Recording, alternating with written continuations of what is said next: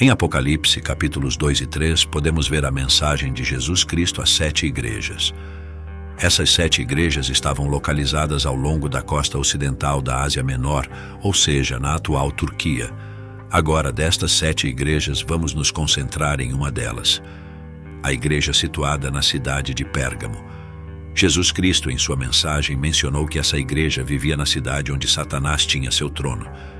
Neste vídeo, estaremos discutindo a mensagem para a igreja de Pérgamo, onde estava localizado o trono de Satanás. Todos os cristãos têm a certeza de que existe um mundo espiritual, e esse mundo espiritual é mais real do que este mundo visível que conseguimos perceber. Em Hebreus, capítulo 11, versículo 3, está escrito: pela fé entendemos que o universo foi formado pela palavra de Deus, de modo que o que se vê não foi feito do que é aparente. Agora, a maioria das pessoas acredita que Deus existe, mas muitas dessas mesmas pessoas acreditam que os espíritos malignos são fictícios. Nós, como seguidores de Jesus Cristo, afirmamos a realidade da guerra espiritual, reconhecendo que o seguidor de Cristo está em conflito com o mundo, com a carne e com Satanás.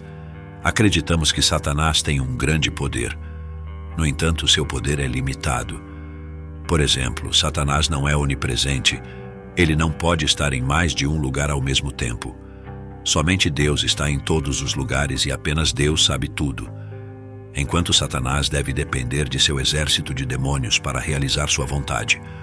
Em Efésios, capítulo 6, versículo 12, está escrito: pois a nossa luta não é contra carne e sangue, mas contra os principados, contra as potestades, contra os dominadores das trevas deste mundo, contra as hostes espirituais da maldade nas regiões celestiais.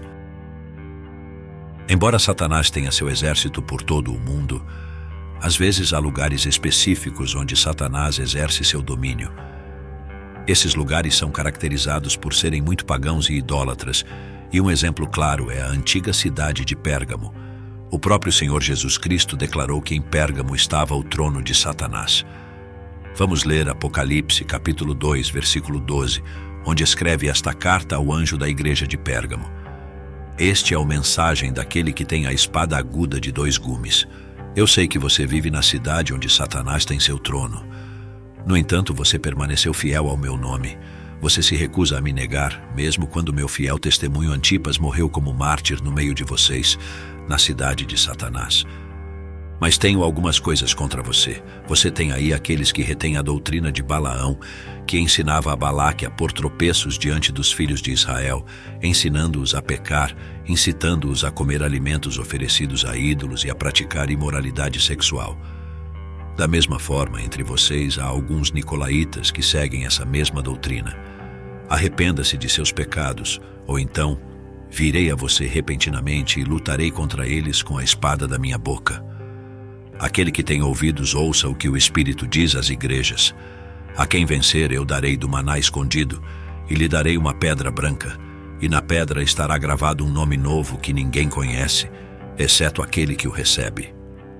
Nesses versículos vemos que o Senhor primeiro menciona que sabia onde esta igreja estava localizada, sendo um lugar especialmente desafiador para uma igreja, já que ali estava o trono de Satanás. Não era simplesmente que Satanás estava naquela cidade, mas ele havia estabelecido o centro de seu poder lá. O Senhor, e supomos que também os crentes em Pérgamo, eram muito conscientes da realidade da guerra espiritual que estava ocorrendo naquele lugar. Quando Jesus diz que Satanás tinha seu trono em Pérgamo, ele quis dizer que Satanás havia encontrado um lugar onde poderia exercer uma influência diabólica sobre toda uma região, através de uma combinação de adoração a ídolos e prazer sensual. Satanás dominava essa cidade, cobrindo a região com uma nuvem escura de maldade. Satanás reinava em Pérgamo através das obras e vidas das pessoas. Satanás deu a Pérgamo sabedoria, conhecimento, prosperidade, poder, entretenimento e cura. Através de todas essas coisas, os habitantes de Pérgamo adoravam a Satanás. Agora, exatamente onde estava essa cidade de Pérgamo? Qual é a sua história? O que a distinguia de outras cidades? Por que foi descrita como o lugar onde está o trono de Satanás e onde Satanás reside? As 7 igrejas às quais João escreveu estavam localizadas naquilo que então era conhecido como a província romana da Ásia, mas hoje faz parte da parte ocidental da Turquia asiática. Pérgamo era a mais ao norte e a mais ao oeste dessas cidades. Pérgamo estava a cerca de 80 quilômetros ao norte de Mirna e a menos de 24 quilômetros, terra adentro, desde o mar Egeu. Hoje, a cidade muçulmana de Bergama está exatamente abaixo do antigo local de Pérgamo. Pérgamo estava em grande parte situada em uma colina inclinada entre 2 ramos do rio Caico.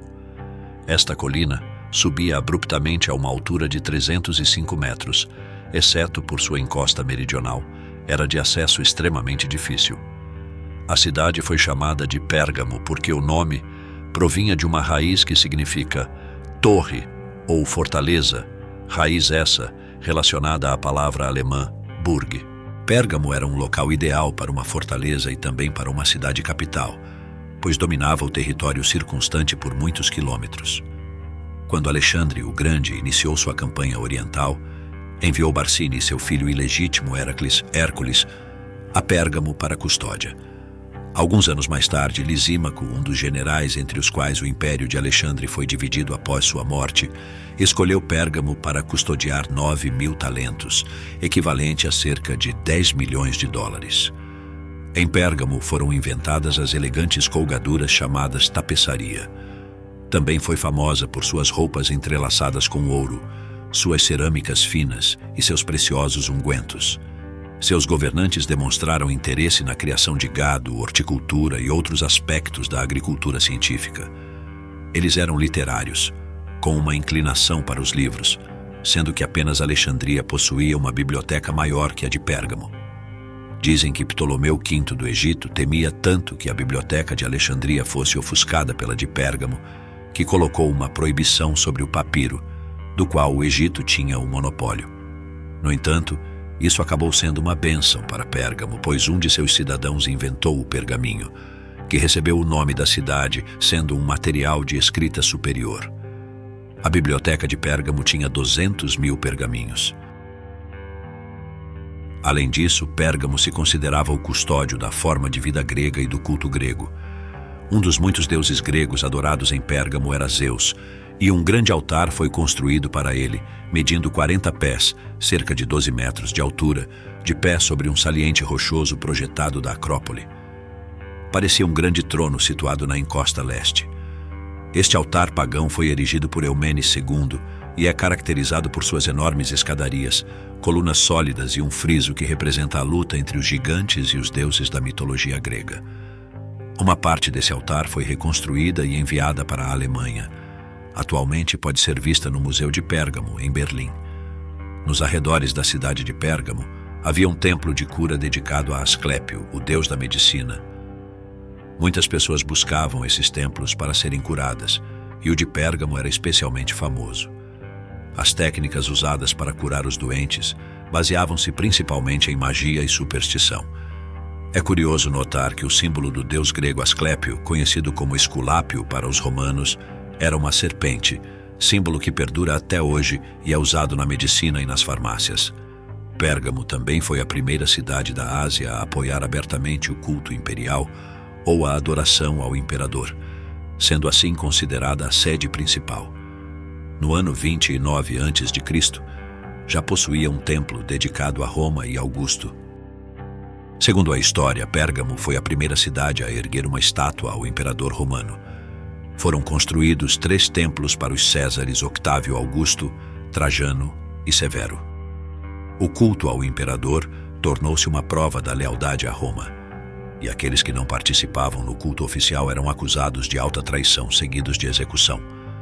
Os cristãos enfrentaram uma grande pressão para participar das festas em honra aos deuses e comer carne sacrificada a ídolos nessas celebrações. Recusar um convite poderia custar o emprego e o negócio no sindicato comercial do dia, o que significava a falta de meios de subsistência para alimentar suas famílias. Apesar dessas dificuldades, a igreja em Pérgamo manteve o nome do Senhor e não negou sua fé. Vejamos o que o Senhor diz. Mas retens o meu nome e não negaste a minha fé. mesmo nos dias em que Antipas, minha testemunha fiel, foi morto entre vós, onde mora Satanás. O Senhor reconhece a fidelidade de sua igreja em meio às difíceis circunstâncias em que se encontrava. Era um fato que a oposição não havia conseguido enfraquecer o zelo dos cristãos, mesmo quando Antipas foi morto entre eles. Neste sentido, é interessante notar como o Senhor se refere a Antipas como minha testemunha fiel. Essa é a mesma descrição com a qual Cristo se apresentou às igrejas. Parece que o Senhor compartilha seu próprio título de honra com seus servos fiéis que estão dispostos a sacrificar-se por sua fidelidade a Ele. Agora, em Apocalipse, capítulo 2, versículos 14 e 15, diz: Mas tenho algumas coisas contra ti, que tens aí os que retêm a doutrina de Balaão, que ensinava a Balaque a pôr tropeço diante dos filhos de Israel, a comerem coisas sacrificadas a ídolos e a cometerem fornicação. E também tens os que retêm a doutrina dos nicolaítas, que eu aborreço. Nestes versículos vemos que, embora a igreja de Pérgamo tenha sido fiel e esteja disposta a sofrer a perseguição dirigida por Satanás contra eles, agora percebemos que o inimigo de nossas almas utiliza mais de uma tática em sua luta para nos vencer. Satanás usou contra a igreja de Pérgamo uma tática que está no Antigo Testamento, especificamente em Números capítulo 31, versículo 15. Vamos ler o que diz o texto bíblico.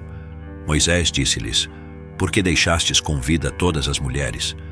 Eis que, por conselho de Balaão, foram causa de que os filhos de Israel prevaricassem contra o Senhor em relação a Baal-Peor, pelo que houve uma praga entre a congregação do Senhor.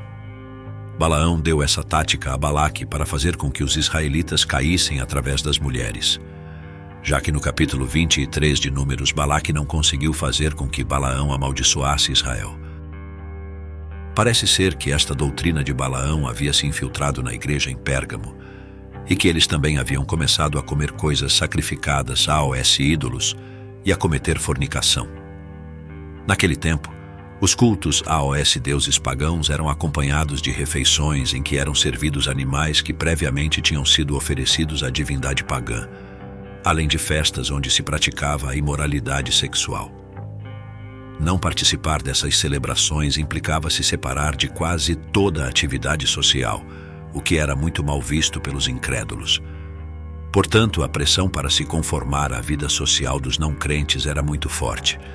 Talvez diante dessa situação, na igreja em Pérgamo, havia alguns membros que aconselhavam a se adaptar às práticas pagãs para evitar a perseguição, ou raciocinavam que para se aproximar deles e pregar o evangelho era necessário fazer algumas concessões, ou simplesmente usavam o argumento de que era preciso se adaptar a novos tempos, como muitos cristãos fazem hoje em dia.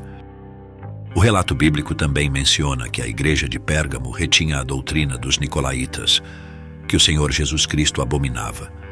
Quanto à pergunta sobre em que consistia a doutrina dos nicolaítas ou as obras dos nicolaítas, não sabemos. Alguns estudiosos bíblicos acreditam que essa falsa doutrina era promovida por Nicolau, que foi um dos 7 primeiros diáconos da igreja primitiva, como encontramos em Atos, capítulo 6. No entanto, não podemos afirmar se isso é verdadeiro, mas podemos observar que, mais uma vez, uma falsa doutrina leva a práticas inadequadas. Também percebemos que a falsa doutrina é uma das principais armas de Satanás contra a igreja. Nos últimos versículos, após exortar a igreja de Pérgamo, Jesus Cristo chama ao arrependimento e promete uma recompensa de autoridade a todos que vencerem.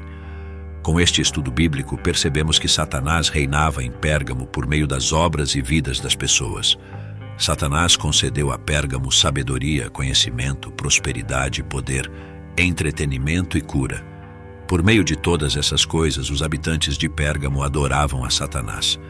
Da igreja em Pérgamo aprendemos que existem lugares neste mundo onde é especialmente difícil ser cristão. Notamos que sofrer pela causa de Cristo não valida automaticamente tudo o que fazemos ou acreditamos. Também vemos que o Senhor repreende com firmeza a amizade com o mundo.